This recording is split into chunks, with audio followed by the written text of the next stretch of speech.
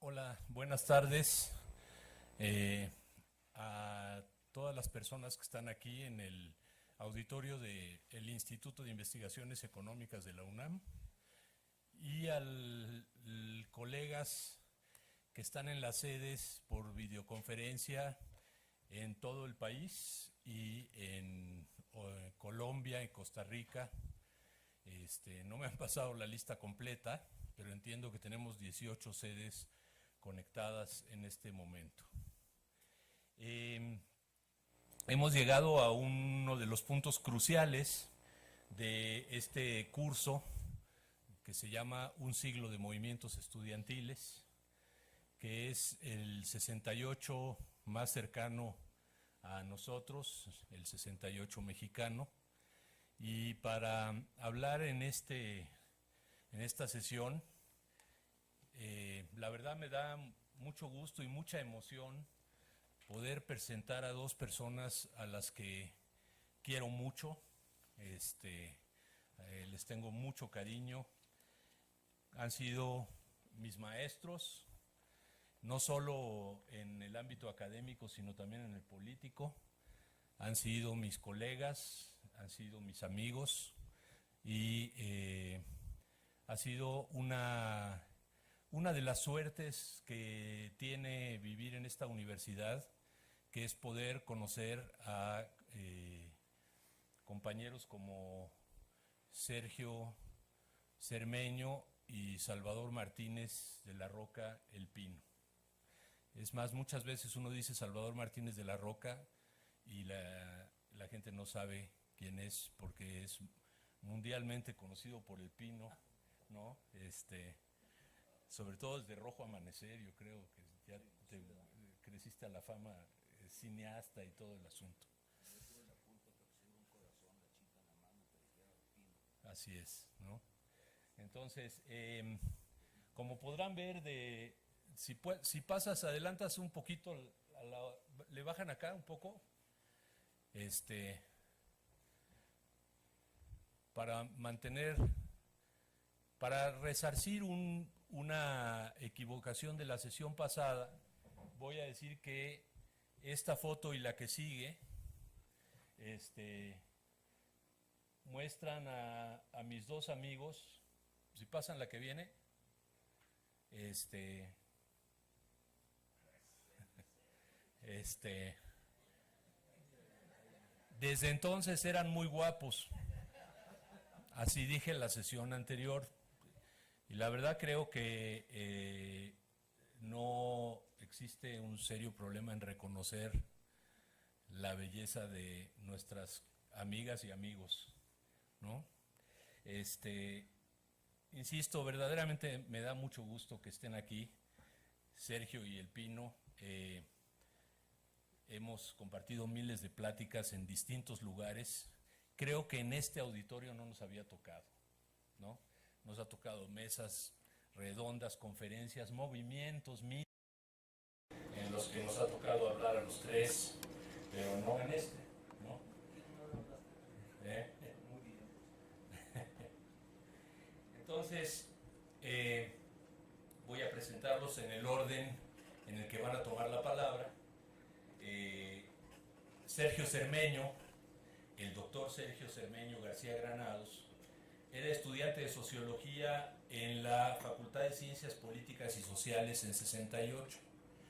En enero-febrero de 68 la facultad había pasado de ser escuela nacional a facultad, muy recientemente, ¿no? Allí fue participante de las brigadas, representante al Consejo Nacional de Huelga, y después del movimiento terminó sus estudios, hizo años después un doctorado en sociología en la Escuela de Altos Estudios en Ciencias Sociales en la Sorbona, en París, y actualmente es investigador titular del Instituto de Investigaciones Sociales, investigador emérito del SNI. Sergio publicó probablemente el primer libro de análisis sobre el movimiento de 68, México, una democracia utópica, en el que rompía con las visiones o las explicaciones estructuralistas o deterministas que trataban de explicar el movimiento estrictamente por las condiciones socioeconómicas que enfrentaban los estudiantes y los egresados en esos años, y abrió toda una veta de reflexión sobre el tema de las identidades, las culturas de la acción política, en fin, una reflexión importantísima sobre el movimiento del 68. Tiene 18, 19 libros más, incluyendo este que acaba de salir hace 3 días, Ensayos amargos sobre mi país, del 68 al nuevo régimen, 50 años de ilusiones. Trajo unos cuantos ejemplares a precio de descuento, así que y si hay gente interesada podemos conseguir más para la próxima sesión, ¿no? Entonces, pero eso lo vemos en el intermedio. Sergio participó en otros procesos políticos en la UNAM después, y en particular uno que fue muy cercano a muchos de nosotros, que fue el ser asesor del Consejo Estudiantil Universitario durante los diálogos públicos de 1987, y en un montón de reuniones en las que analizábamos el movimiento de huelga, sus repercusiones y sus acciones futuras. Entonces es un gusto tener aquí a Sergio Cermeño. Está también el Pino, cuando trabajaba aquí en el instituto, fue investigador de esta casa durante muchos años, del doctor Salvador Martínez de la Roca. Estudiaba la licenciatura en física en la Facultad de Ciencias. Ahí sí, perdón, somos 2-1, la facultad, ¿no? El centro del movimiento estudiantil.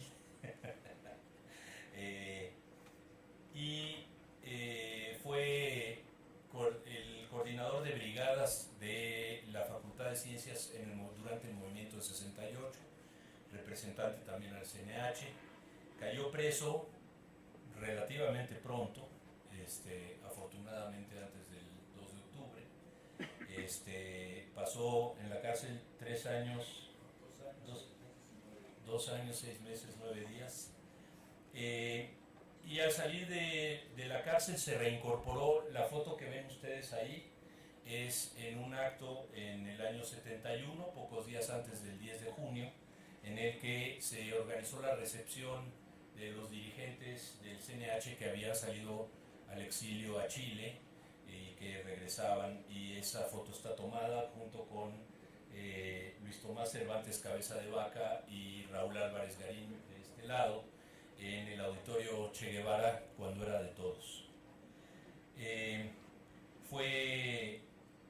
Hizo después, terminó los créditos de la licenciatura en física, pero se cambió, hizo una licenciatura en la Escuela Nacional de Antropología e Historia, luego una maestría en Ciencias Políticas y un doctorado en Sociología también aquí en Ciencias Políticas, un postdoc en Sociología de la Educación en la Universidad de California de Los Ángeles.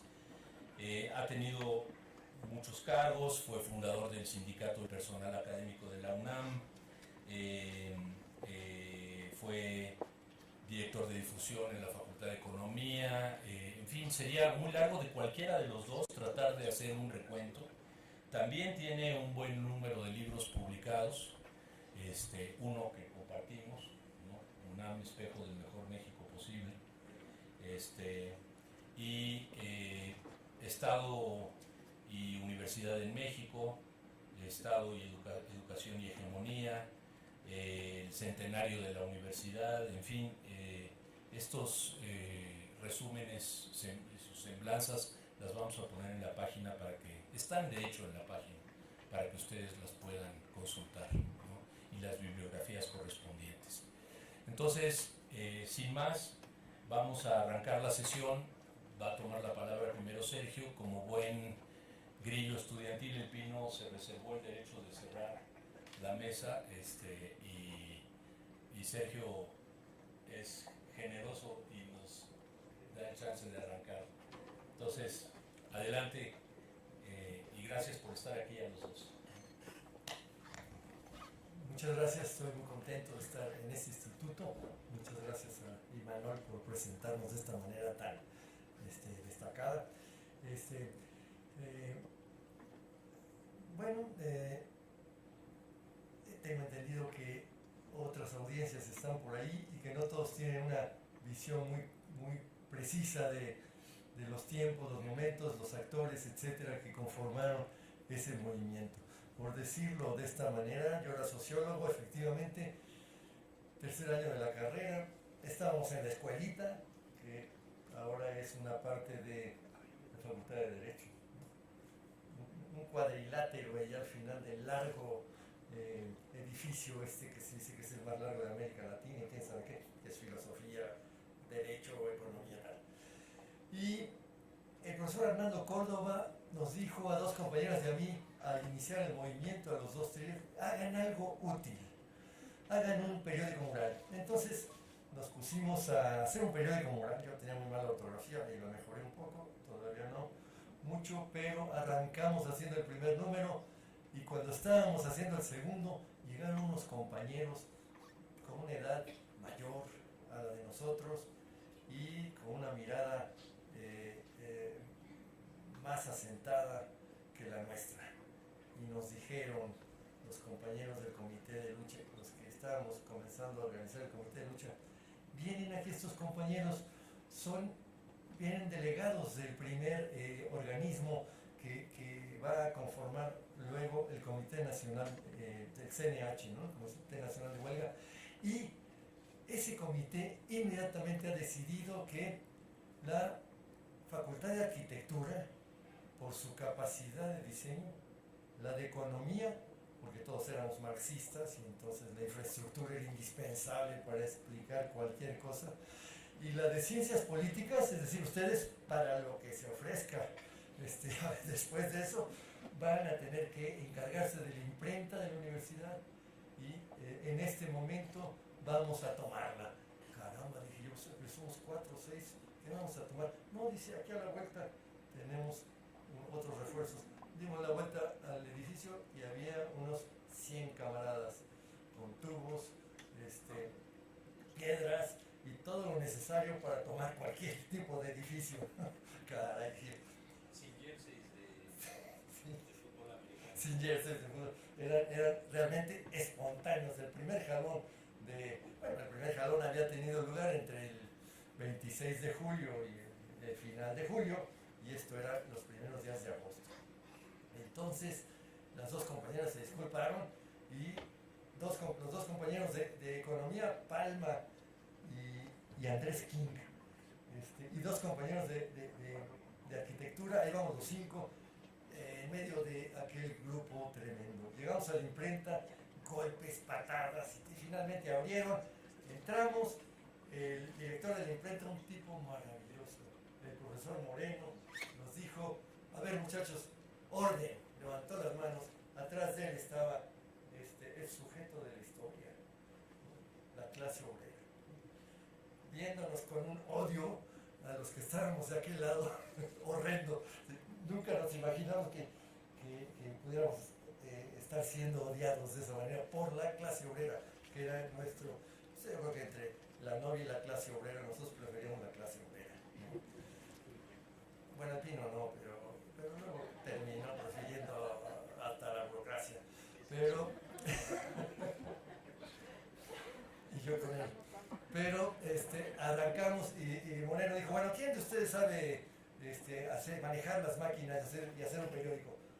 Ninguna mano se levantó. Y entonces Víctor García Mota dijo, pues no importa, ustedes 5 se quedan aquí y toman mi imprenta. Si el director no quiere, ustedes toman mi imprenta. Ok. Dijo este señor que era un sabio, dijo, bueno, ya, no perdamos el tiempo. Estos 100 no saben hacer un periódico, muchas gracias, buenas tardes, hasta luego. Y ustedes 5, pues vamos, aquí está un cubículo, métanse porque vamos a hacer un periódico. Y entonces nos paseó por las prensas y todo, ni idea, era un juguete maravilloso pero inalcanzable, inmanejable para quien no pudiera manejarlo y tal. Y entonces, bueno, para ser breve en esta partecita, él nos ayudó a hacer 7 números de la Gaceta del CNH esos 7, el último se tiró en 30,000 ejemplares, en 2 pliegos completos. Una maravilla de periódico. Se lo dábamos a las brigadas. Ten este tambache de 25, de 50, tú nos traes 50 centavos, véndelo a peso y te damos el tambache del número que sigue. El aparato comenzó a funcionar de una manera maravillosa.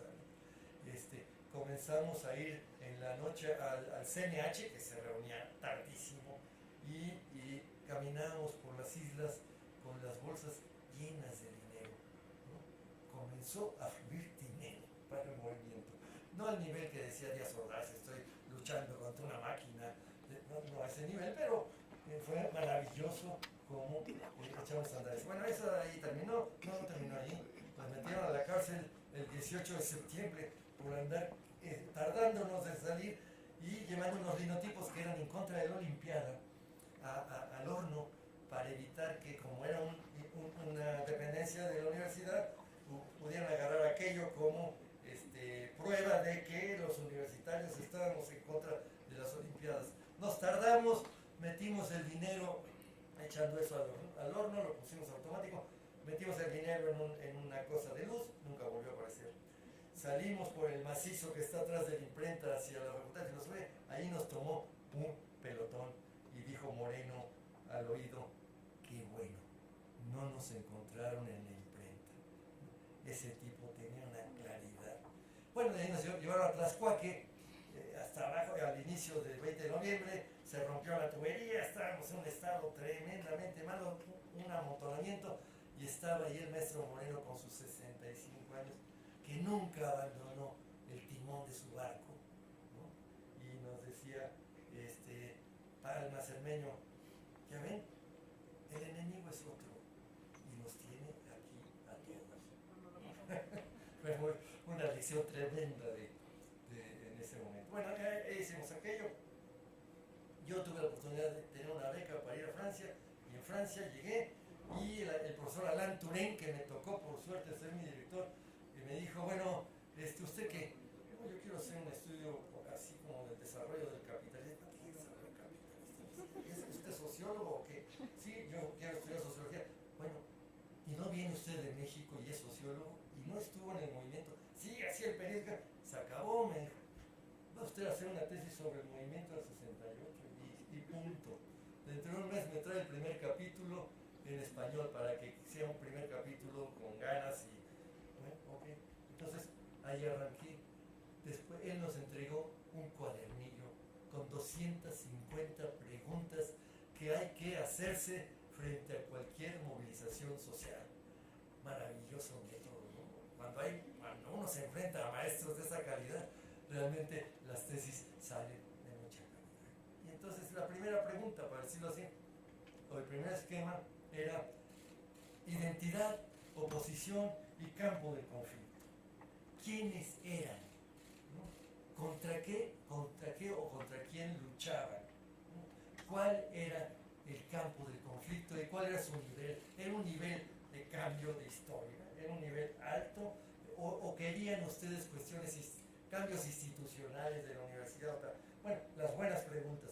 Ahí arrancamos. Finalmente la tesis terminó siendo eso, una tesis del movimiento. Y ante la primera pregunta, uno tiene que responder. Bueno, había 5 actores centrales que compusieron ese movimiento. El primero, naturalmente, era un actor joven, libertario, ignorante, si quieren, pero con unas ganas de enfrentarse a lo que fueron los compañeros de las vocacionales, las prevocacionales y las preparatorias que estaban en el centro de la ciudad. Eran los demócratas libertarios, ¿no? Ellos realmente reprodujeron en 3 o 4 días las imágenes más espectaculares del mayo francés. Eran fieras contra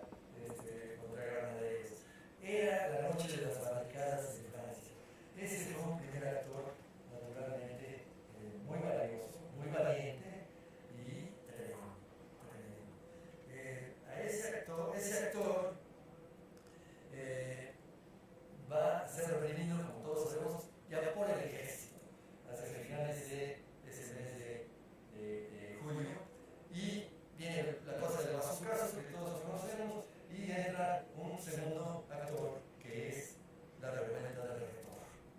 Perdón por ustedes hablar de la revuelta, pero digamos, los demócratas reformistas.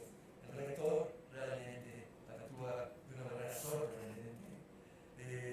Elizar la manera de hacer el recorrido, encabezando la organización, hace que todo el profesorado y todo el alumnado, digamos, más conservador de la universidad, imagínense, contaduría, ingeniería, todos ellos dicen, bueno, aquí hay un asunto importante.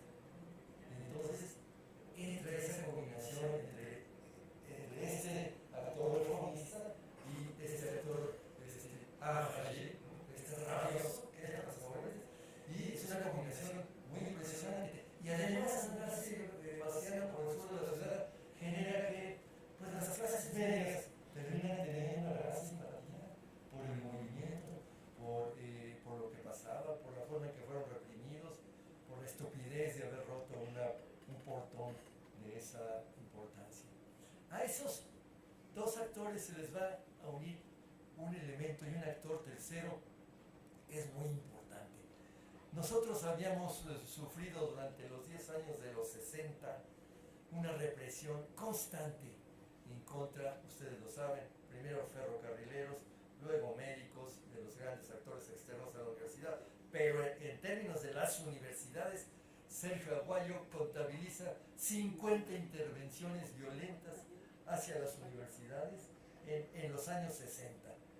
Entonces tenemos a ese actor que no necesito describírselos porque ustedes saben quién era. Era el PRI, era Díaz Ordaz, su persona y su tosudez, su estupidez, su ser hijo de la Revolución Mexicana y entonces ser yo soy el único Tlatuani aquí, nadie se levanta. Ese autoritarismo por un lado y por otro lado una universidad particularmente en la de humanidades, particularmente, pero como dijo Imanol, ciencias metido ahí. La gente de ciencias es muy rara, ¿no? La gente de ciencias, nosotros somos éticos, ellos son lógicos. Entonces, les dices, este señor para este, por lo tanto tenemos que hacer esto. Vamos a hacerlo, se acabó. Eso es lógico. Entonces, vamos, no ser lo que se acabará. Vamos atrás. Entonces, ciencias de un radicalismo, de una definición. Ustedes están los grandes líderes del movimiento, ¿no? Gilberto Guevara, Pino, Raúl Álvarez Garín, desde el Poli, también científico,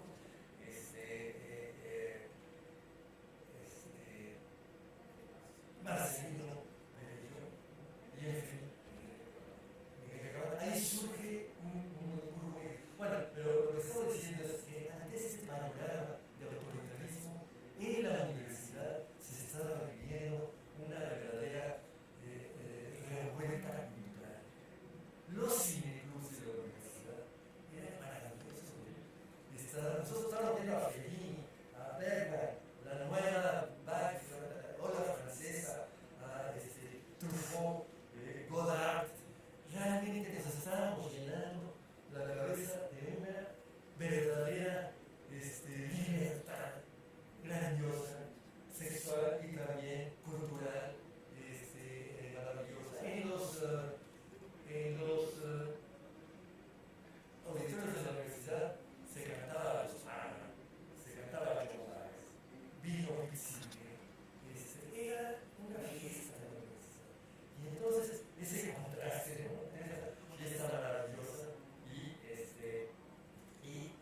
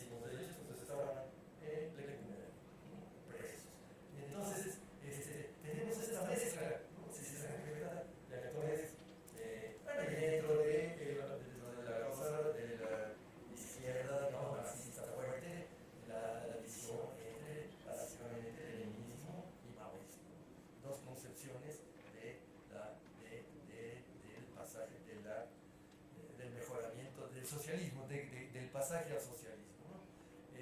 Ahí está, así se conforma el movimiento, pero claro, si se dan cuenta, si nos damos cuenta, hay una diferencia muy grande entre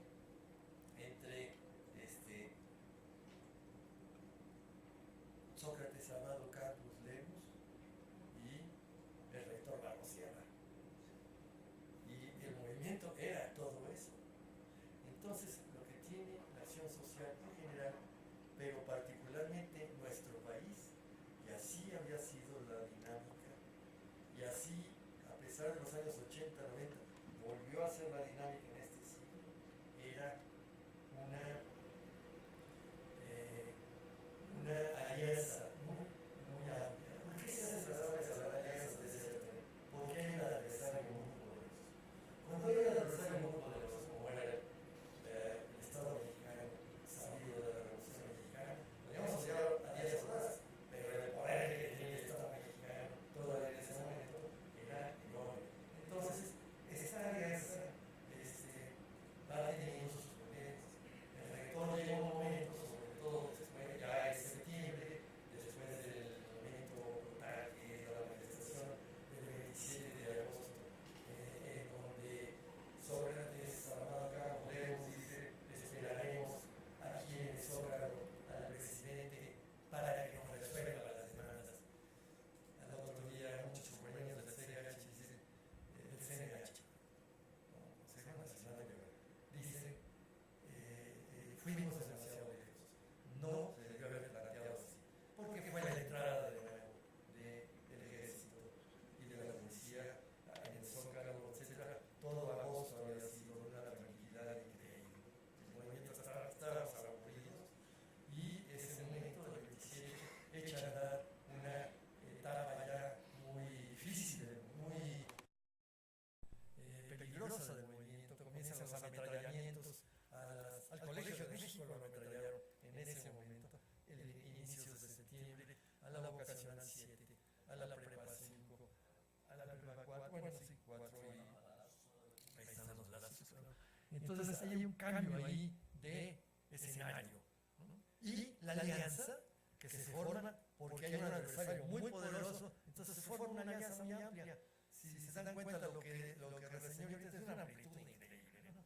Entonces, el rector comienza a decir, bueno, compañeros, nuestras demandas han sido satisfechas en lo fundamental. No era cierto, los presos seguían en la cárcel y tal, pero él se da cuenta, y muchos se dieron cuenta, que la dinámica de la acción comenzaba a ser ya muy peligrosa.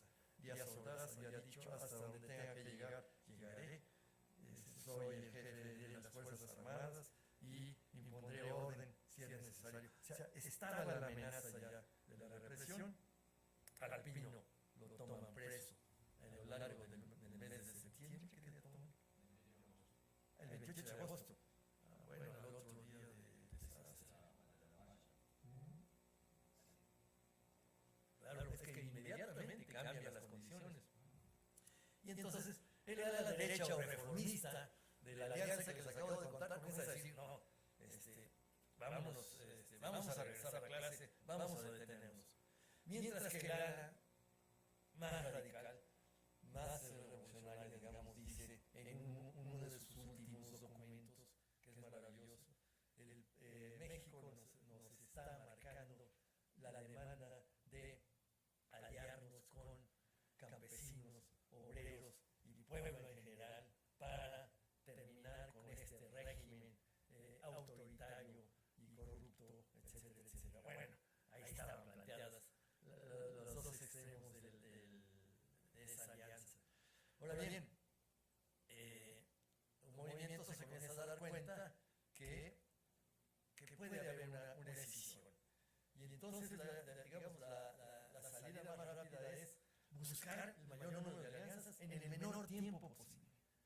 Estos documentos del CNH de vamos por los obreros y tal, es vamos a ampliar la alianza porque ya no nos queda más que lanzarnos contra este adversario que es de esta magnitud tan grande, ¿no? Bueno, entonces yo le llamo a eso la lógica del suicida y del asesino, ¿no? Los movimientos sociales en nuestro país tienen que actuar en términos suicidas, han actuado en términos suicidas.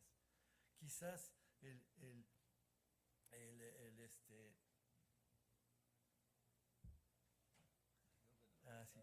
me quedan 10 minutos, claro.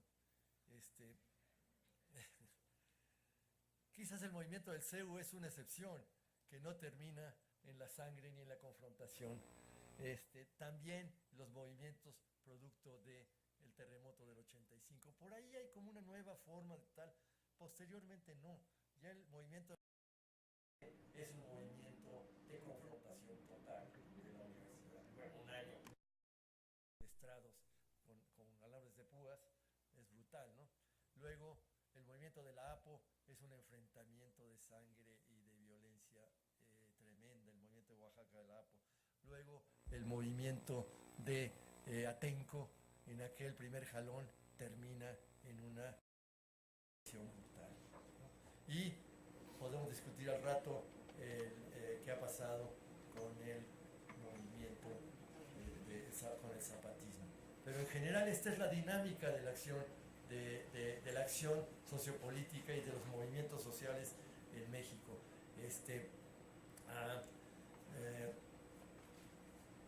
Por parte de los grupos movilizados, no cabe duda que la cultura, sobre todo en ese momento, siguió siendo una cultura vertical, piramidal, de toma del poder, o digamos, de mejoraremos desde el punto de vista socialista nuestro entorno, solamente a partir de la toma del poder del Estado, ¿no? Ese era, digamos, la estructura mental hasta ese momento. Salíamos de la Revolución Cubana, entonces el elemento de violencia y tal que se va a manifestar en los años 70, de 73 a 76, con una represión brutal, es el producto ya de la represión que sufrimos. Entonces, un poco para concluir, yo diría, el 68 nos muestra algo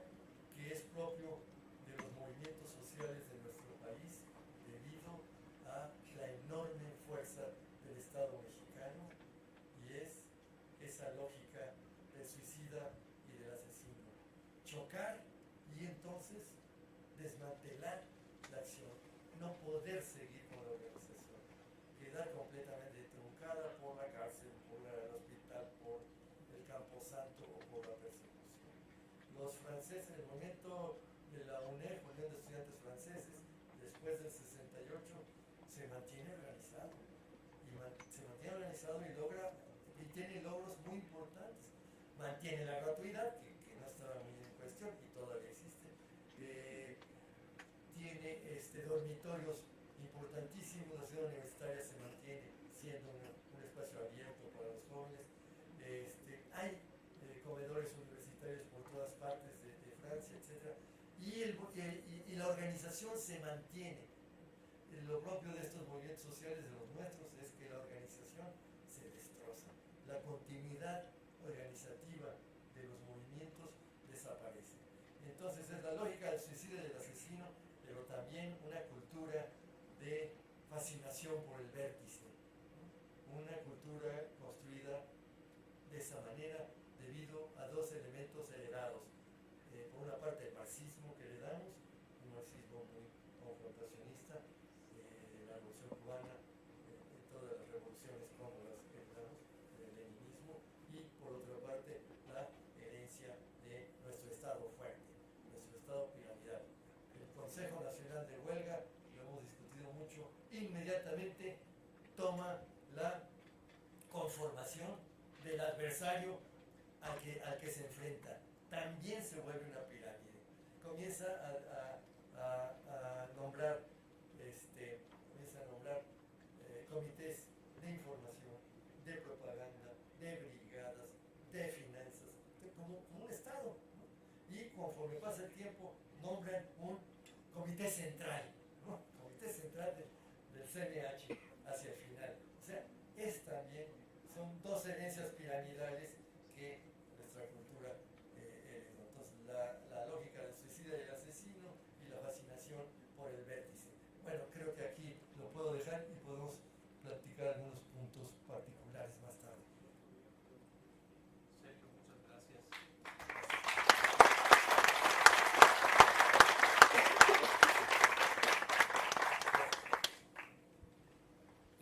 Pino. Muy bien, Sergio. Mire,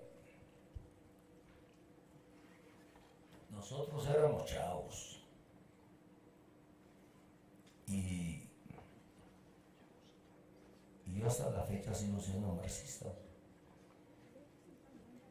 Me considero marxista y me enorgullece ser marxista.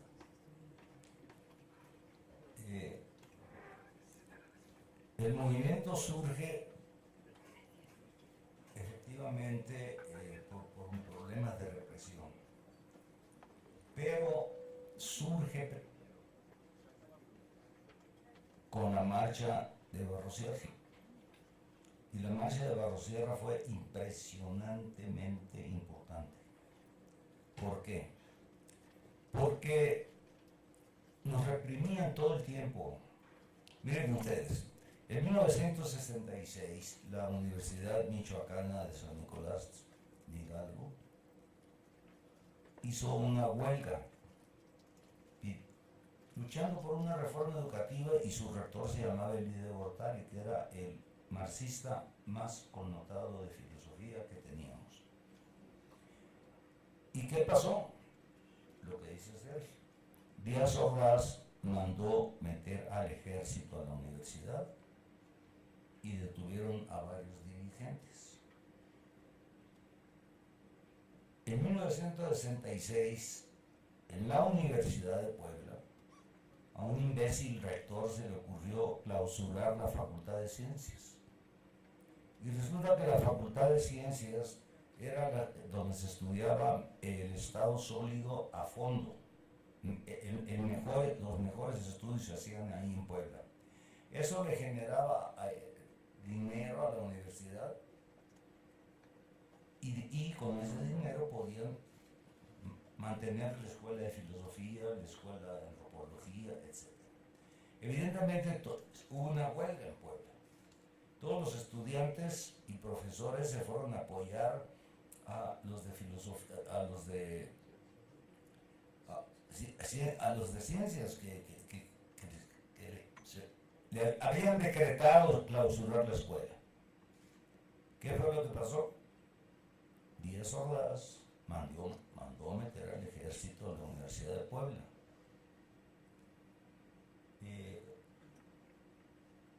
En Sonora hubo un movimiento también muy importante y lo mandaron reprimir con un grupo paramilitar que se llamaba la Ola Verde. Luego en Durango los estudiantes se pusieron en huelga para pelear en contra de la explotación que estaban haciendo los gringos del cerro, del mercado, ¿no? También fueron reprimidos. En la Universidad de Tabasco se hizo un movimiento también de reforma universitaria, metieron el ejército también. Y fíjense que este tipejo, que era el que comandaba las entradas del ejército, ahorita me acuerdo de su nombre, Hernández Toledo, este tipejo, de ser coronel, llegó a general militar del más alto grado por los combates que había dado en los campus universitarios. Entonces llegó a generar el cabrón este. Entonces vivíamos esa atmósfera de represión, como decía Sergio, pero no solo así. Dentro de la universidad, afuera, cada vez que hacíamos una marcha era enfrentamiento con los granaderos. Una marcha de apoyo a la guerra de Vietnam para que los yanquis se salieran de ahí. Una marcha de apoyo que hacíamos una vez al año para conmemorar un año más del triunfo de la Revolución Cubana. Porque vivíamos al mismo tiempo, como señalaba Sergio, la guerra en Argelia, que también hay un libro de Frantz Fanon que se los recomiendo mucho, que se llama Sociología de una Revolución. Bueno, eso fue antes. Los condenados de la tierra sí fue por los pobres, pero Sociología de la Revolución es un estudio sobre la guerra de Argelia nomás. Y entonces, pues vivíamos esa atmósfera, ¿no? Y al mismo tiempo, como señalaba Sergio, vivíamos, se le olvidó decir que vivíamos en el cine italiano, con Sofía Loren y Marcello Mastroianni, ¿no? Entonces, y Alain Delon en Francia, y Brigitte Bardot. Entonces resulta que vivíamos una cultura sexual verdaderamente reprimida, victoriana, pues, como se dice. Y resulta que con el movimiento del 68 se empezó a romper toda esa cultura victoriana. Entonces, en las marchas, que eran sumamente importantes, primero la del rector, porque la del rector, cuando todo México vio la figura de Barrosierra, que era bastante alto, por cierto, era la figura emblemática del saber. Y por el otro lado, los soldados, que era la figura emblemática de los hijos de puta, para hablar como dice Octavio Paz, ¿no? Reprimiendo en todos lados. Entonces, ¿qué es lo que pasó con esa marcha? Que los sectores medios urbanos empezaron a simpatizar mucho con el movimiento. Y entonces nosotros, la marcha paró la represión. Y entonces surgieron las brigadas relámpagos, que es que ibas a la salida del Cine de las Américas, y cuando ibas saliendo la gente con un mandavoz y con un camión de la universidad, decíamos Pueblo de México, y le empezamos a hablar de las libertades democráticas. No exigimos libertad de manifestación, teníamos que pedir permiso para hacer una manifestación. Exigimos libertad de expresión, porque en la radio y en la televisión, olvídate, ¿no? Es más, una charla como esta capaz que hubieran llegado y nos hubieran puesto en la madre, pues, ¿no? Pero depende cuántos vinieran también, ¿no? Pero cada vez que nos manifestábamos por algo, nos reprimían. Pero dentro de la universidad, un rector que se llamaba Chávez, que estaba considerado de los mejores cardiólogos del mundo, solo que la UNAM no padecía del corazón. Y entonces mandó a hacer un cuerpo de vigilancia, fíjense bien, así le puso, que lo encabezaba un cabroncito que se apellidaba Araiza. Entonces, si afuera de la universidad nos madreaban los granaderos, dentro de la universidad el cuerpo de vigilancia, si hacíamos un meeting para decir viva el Che Guevara, llegaban y te daban de la madre. Hasta que luego un día nos pusimos de acuerdo varios cuates, entre ellos uno que le dicen el Chicali, que lo corrieron de la universidad por pateador profesional. Pero un monón, ¿eh? Y nos pusimos de acuerdo. Fuimos a una maderería, compramos un chingo de palos, muchos cuates nos los regalaban, llévenselos, ¿no? Hicimos un mitin enfrente de rectoría para provocarlos. Y ya llegaron los del cuerpo de vigilancia, les dimos una pinche madriza. Pero madriza. Y al Chicali lo corrieron por pateador profesional porque a uno de los cuates de vigilancia le puso un patadón la bestia esta y pues quedó medio tembeleque. Y lo corrieron. Había un artículo en el estatuto, en el 84 y 82, que le daba el derecho al rector a expulsar de la UNAM a cualquier profesor o cualquier estudiante sin juicio alguno. Y teníamos un pliego petitorio en el 66, eso fue en el 67, fue un antecedente del 68 extraordinario. Finalmente, tumbamos al rector y entró don Javier Barrosierra. Y cuando entró Javier Barrosierra en la universidad, se empezó a transformar la atmósfera de la universidad en una atmósfera cultural, como decía Sergio, que sin esa atmósfera cultural, a través del cine, de las películas de Brigitte Bardot, la película de Brigitte Bardot, cuando yo estaba en Mochis, en un cine gigantesco, que no tenía techo porque hace mucho calor, y de repente sale con una sábana y delante de toda la pantalla se quita la sábana. Y pues la chingada, decía yo me voy a quedar en la repetición porque me agarró esto de sorpresa. Entonces toda esta cultura sexual que empezamos a combatir en el 68, en la noche, pues cuando nos quedamos de guardia, pues empezamos a practicar que una chica, no porque no llegue virgen al matrimonio le van a decir prostituta, porque así era. Entonces empezamos a combatir todo eso en la práctica y con el cobijo de la UNAM y con el apoyo del rector. Si ustedes leen los discursos de Barrosierra, no van a dar crédito del nivel de rector que era.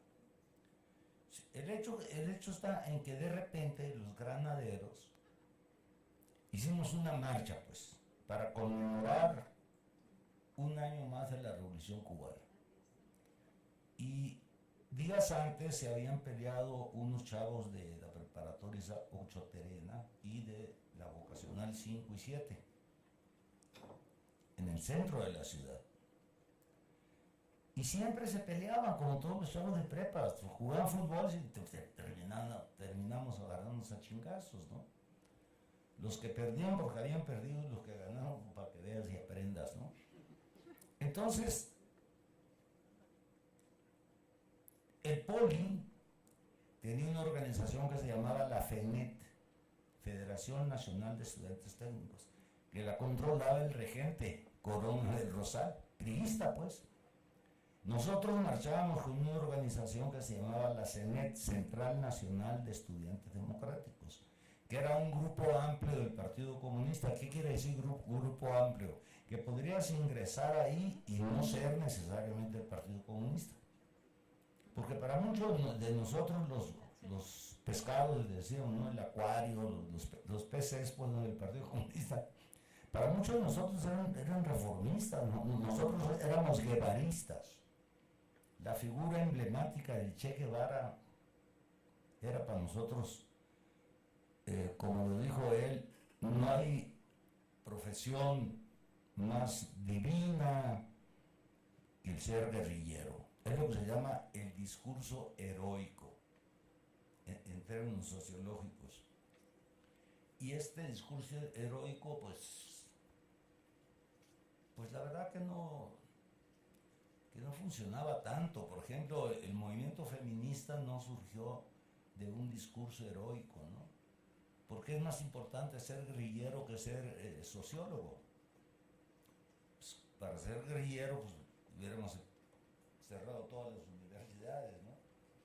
Y bueno, pero fue cuando las marchas llegaron, una iba de Zacatenco al casco de Santo Tomás, en el Poli. Y la nuestra iba del Salto del Agua al hemiciclo a Juárez, y la del Poli también iba a llegar al hemiciclo a Juárez. Entonces, ¿qué pensaba este retardado mental asesino de presidente de este país? Pensaba, a ver, universitarios y de izquierda, comunistas, y acá politécnicos y priistas.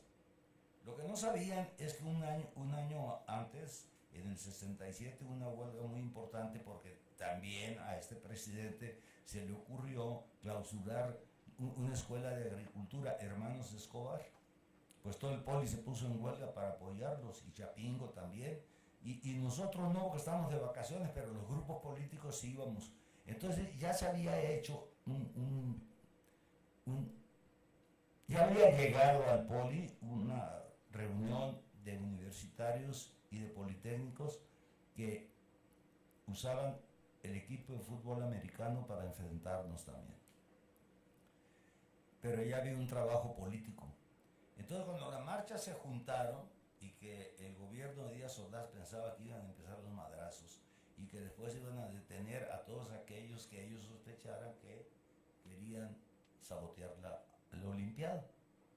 Bueno, les voy a ser franco, ninguno de nosotros tomaba en cuenta la Olimpiada, pues. No era el problema. Entonces, la marcha se junta y llega el rumor de que un joven de los golpeados el día 23 había fallecido. Entonces acordamos caminar juntos al Zócalo para exigir justicia. Y como siempre, en la calle de Palma y Madero llegaron los granaderos y empezó una madriza que para qué les cuento. Nomás para que se imaginen el tamaño de la madriza, en la prepa 3 estaban entregando tu título de bachiller. Era muy importante. Había un cuate que se llamaba el bachiller Galvez y Fuentes aquí en México que era súper admirado. Ser bachiller era muy importante, pues.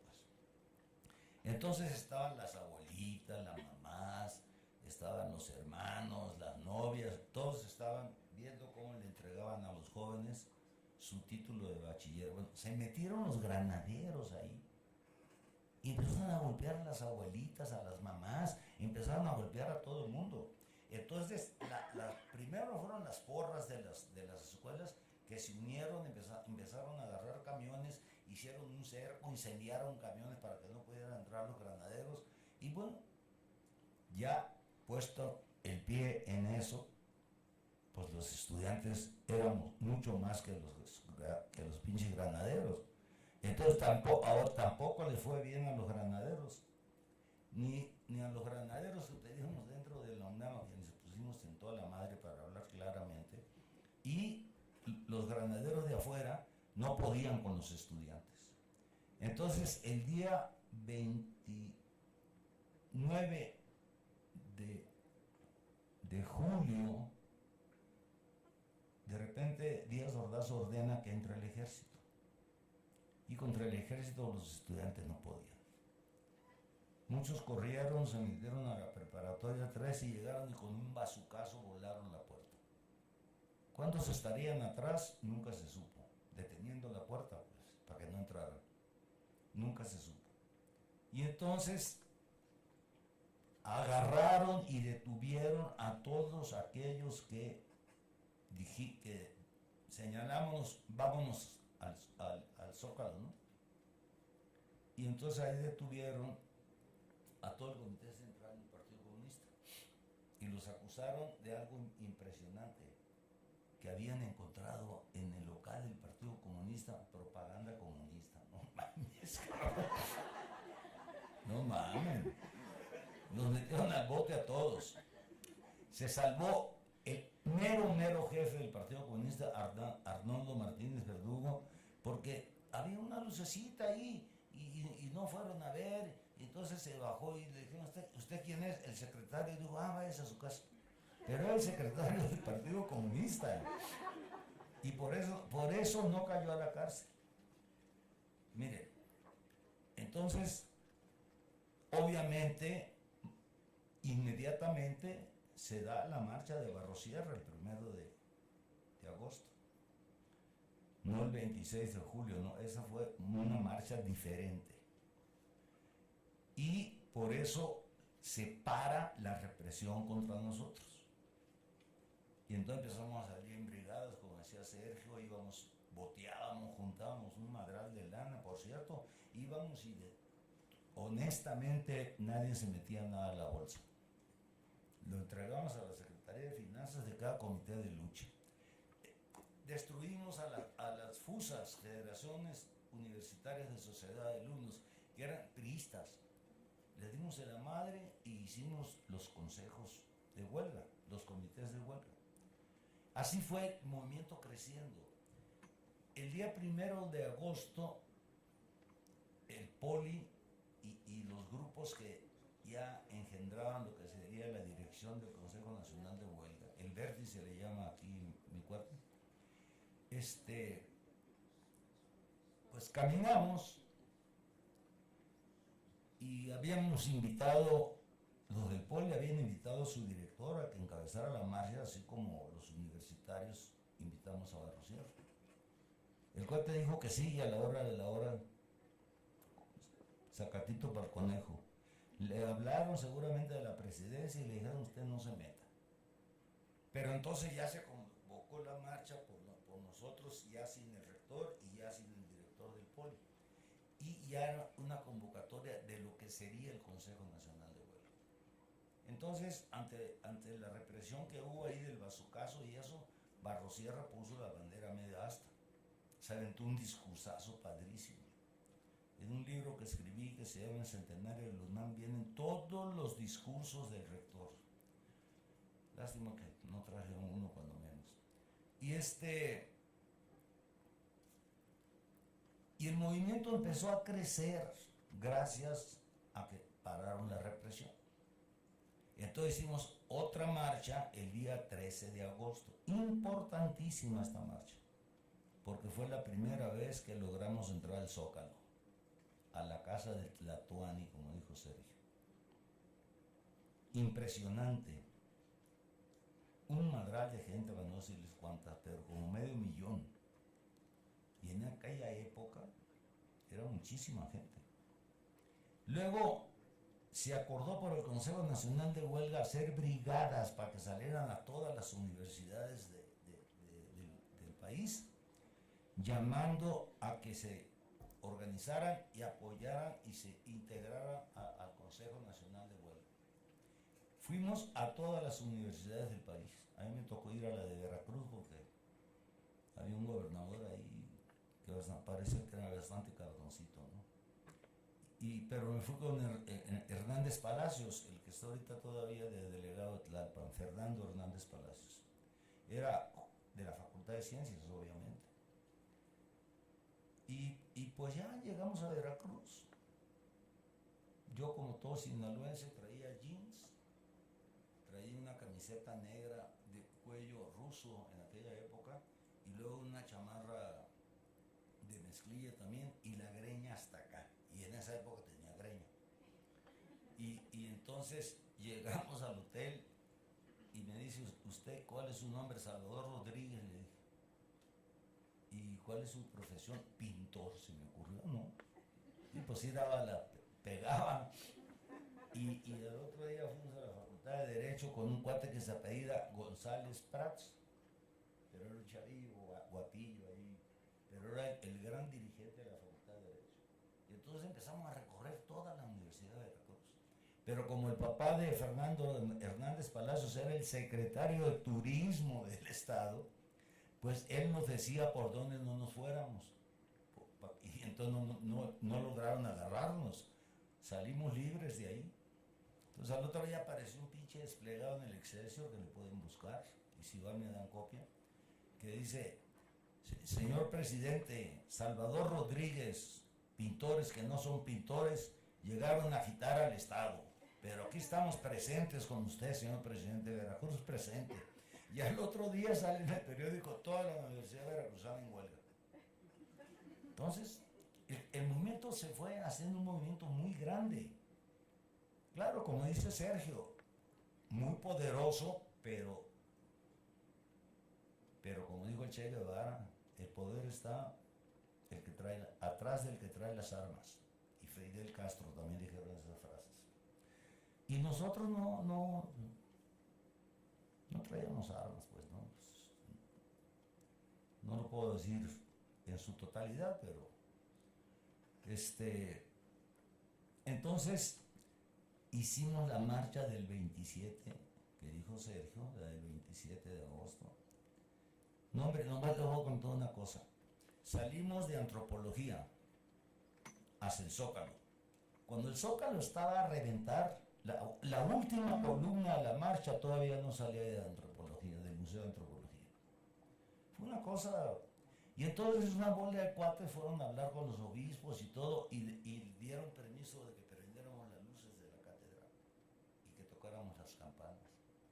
Y miren, ya me estoy emocionando, güey. Era una cosa, como dijo Sergio, era una fiesta.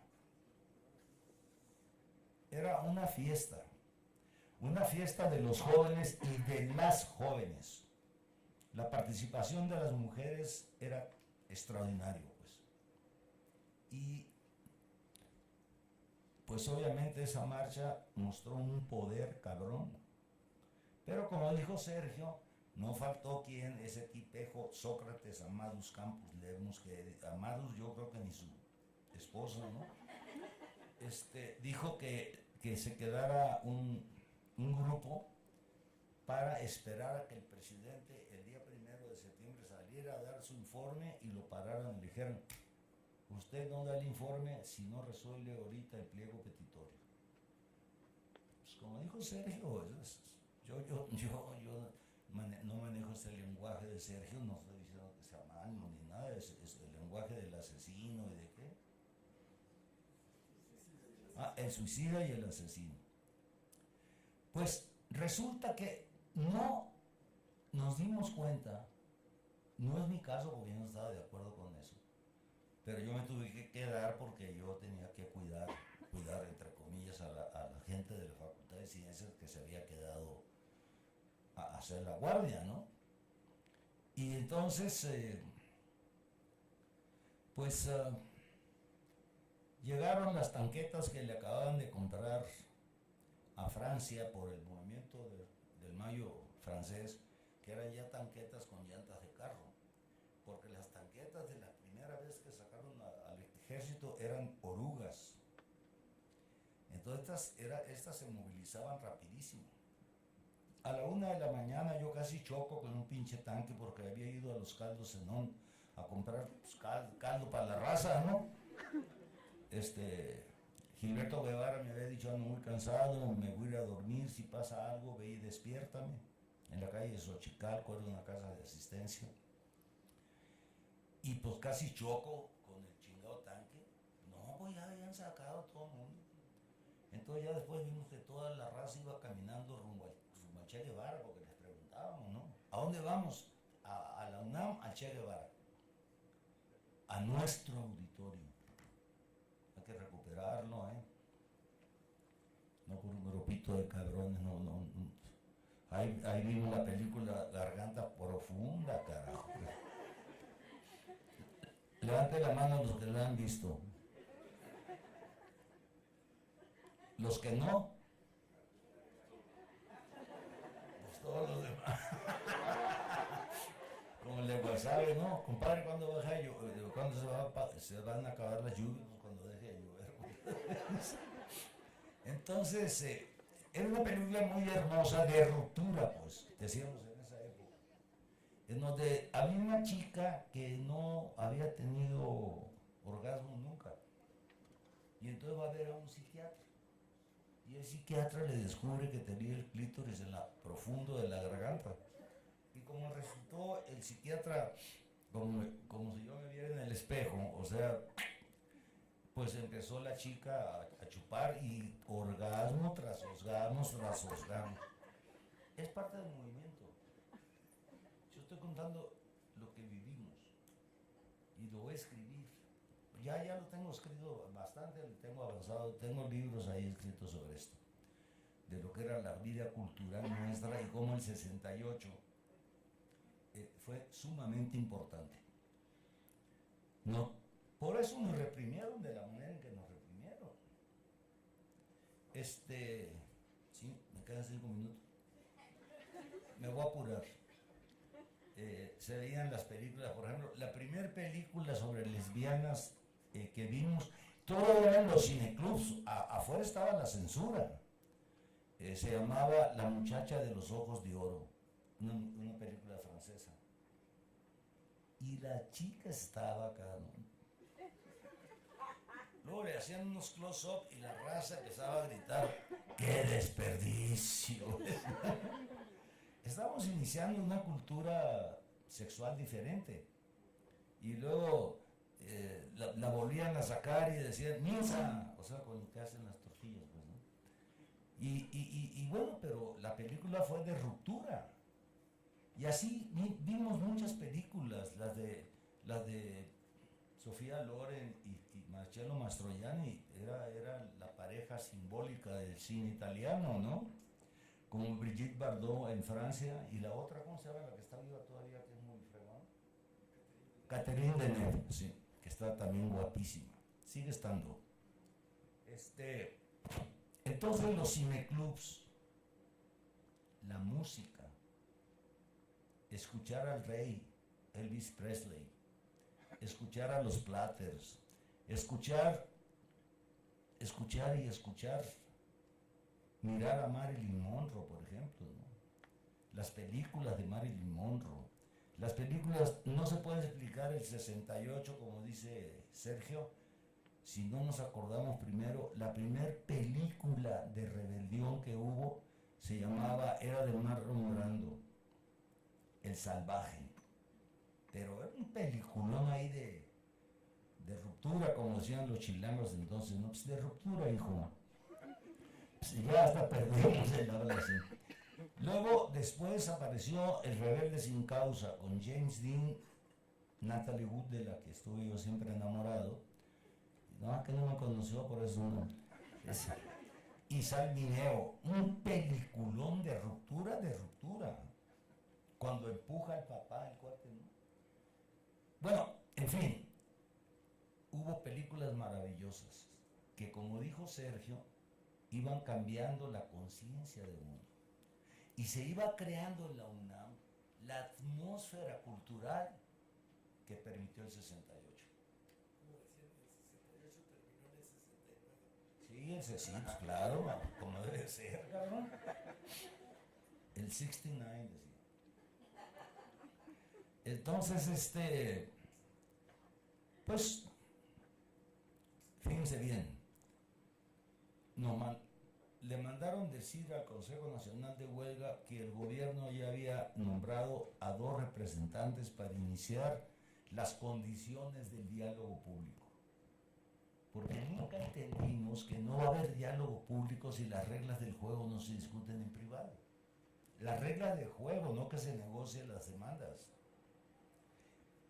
Y que el Consejo Nacional de Huelga nombrara a sus representantes.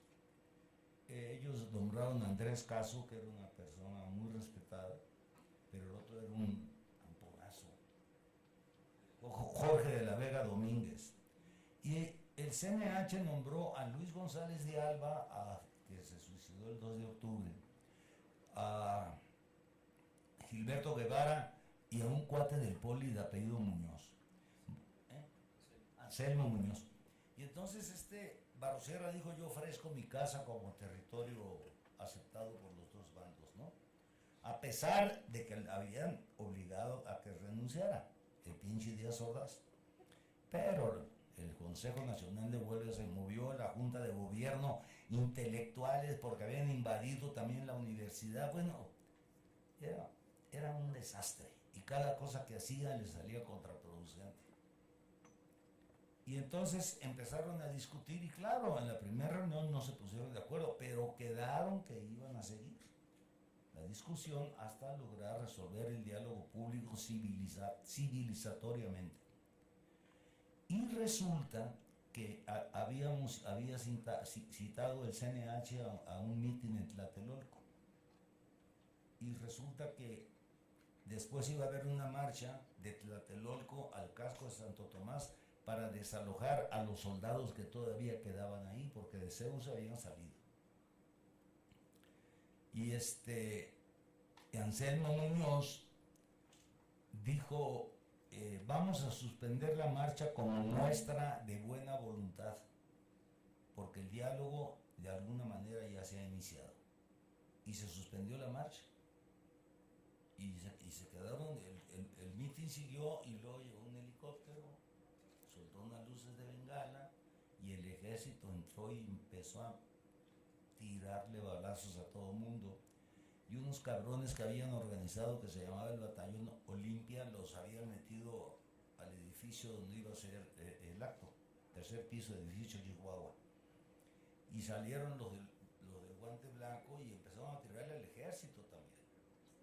Y el ejército pues intentó disparar. Y entonces, para no hacerse las largas, porque me quedan muy pocos minutos, mataron una gran gente.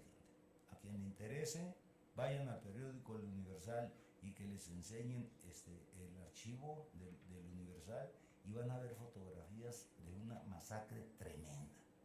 Chavos destazados, bueno, terrible. Y así terminó el movimiento, como dice Sergio. Terminó porque nos pusieron una trampa y casualmente, fíjense lo que son las casualidades, ese día en Tlatelolco estaban exhibiendo la película de Rita Tushingham que se llama La Trampa. Y ahí nos hicieron la trampa.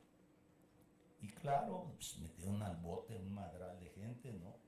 A mí ya me habían agarrado precisamente por ir a un meeting para pedir la libertad de las presas políticas. Entre ellas estaba la hermana de un escritor muy famoso, Víctor Rico Galán. Y por andar de hocicón, pues me agarraron y me llevaron a Lecumberri de volada. Días antes había ido yo a hacer un mitin allá en Lecumberri y exigir la libertad de los presos. Digo, con mucha gente, no creo que era yo, no, eran camiones. Y entró Emilio Reza a saludarlo y a decirle que estábamos ahí pidiendo su libertad. Y salió con un bolillo el cabrón y me dijo, mira qué buen bolillo se hace en el Lecumberri. 3 días después comí bolillos de ahí, 2 años, 6 meses y 9 días. Y luego después, pues, vivir la matanza de Tlatelolco estando encarcelado es de la chingada. Es terrible. No saber si mataron a tu mamá, no saber si mataron a tus hermanos, no saber si mataron a quién de tus amigos, ¿no? Terrible. Ya cuando me enteré de que estaba vivo Gilberto Guevara, que estaba vivo Raúl, Sócrates Campos Lemos, Florencio López Osuna, Miguel Eduardo Valle, el búho, el famoso búho. Y por cierto, por eso me agarraron, porque en el camión, cuando fui por ellos a decirles que se regresaran, porque al otro día de la manifestación del 27, Díaz Ordaz llamó un acto de desagravio a la bandera, porque izamos una bandera roja y negro que es el símbolo de la huelga en todo el mundo. Y el desagravio a los lugares sacros, porque habíamos tocado las campanas y se había iluminado las luces de la catedral, ¿no? Entonces llamó a un acto de desagravio a la bandera. ¿A quién podía llamar, como decía Sergio? ¿A los campesinos? Pues, ni de chiste. ¿A los obreros? Ya ni de chiste. A los estudiantes, pues menos. Entonces, ¿a quién convocó? A los burócratas, a los servidores que trabajan en el gobierno. Pero entraron los cuates estos, dijeron, tesorería campeón, nos trajeron, no venimos. Y luego empezó a hablar Corona del Rosal y le empezaron a chiflar, y entonces empezó a obedecer. Y bueno, en fin, el acto de desagravio a la bandera, pues no le sirvió para nada. Entonces, de alguna manera así concluyó el 68, porque me metieron a la cárcel por ir a mitin para liberar a las presas, y ahí me mantuvieron internado, ¿no? A mí y a muchos, que quede claro, a mí y a muchos. A los cuates del Consejo Nacional de Huelga que los llevaron al campo militar número 1, les hicieron simulacros de fusilamiento. Les vendaban los ojos y decían, preparen, apunten, y pues se desmayaban el Cabeza de Vaca y Gilberto Guevara. Y bueno, pues la historia para mí es continuidad y ruptura.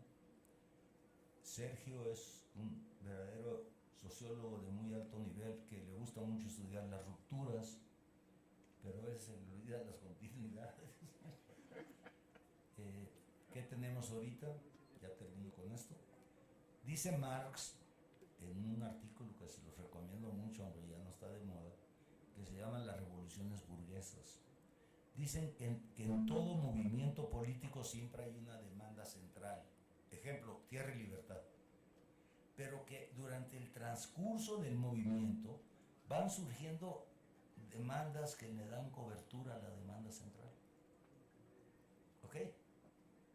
Durante las marchas, las asambleas y todo, iban surgiendo las demandas de libertades democráticas.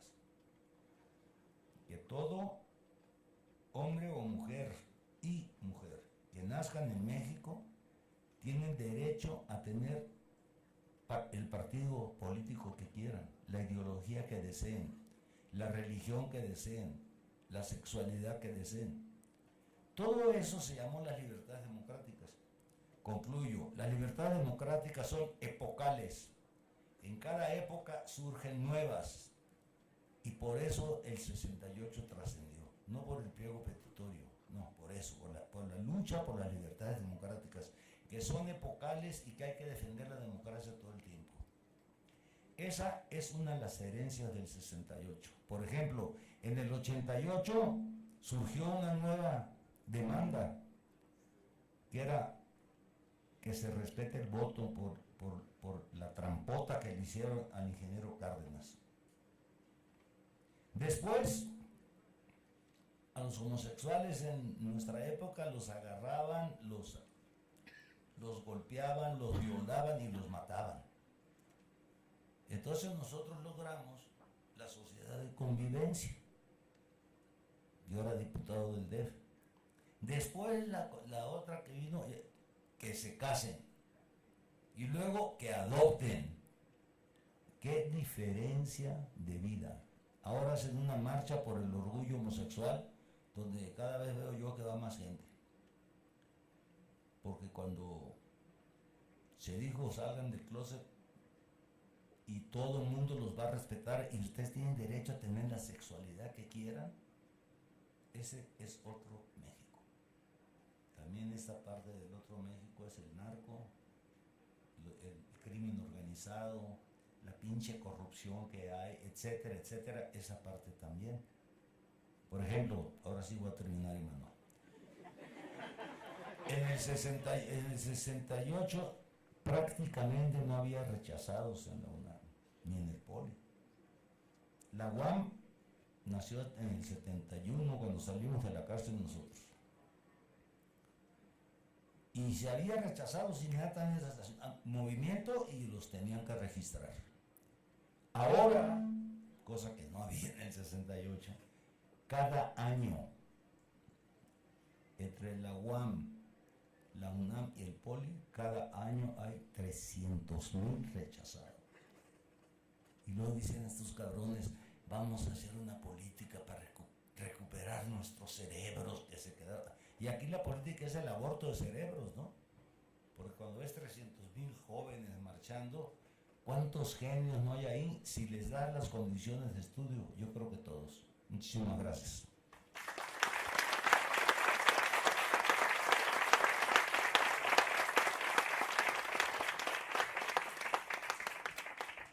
Bueno, vamos a hacer la pausa, digamos, de 10 minutos y regresamos. Hay un montón seguro que va a haber un montón de preguntas, de temas que pueden discutirse y esperamos que no tarde más de 10 minutos, ¿ok?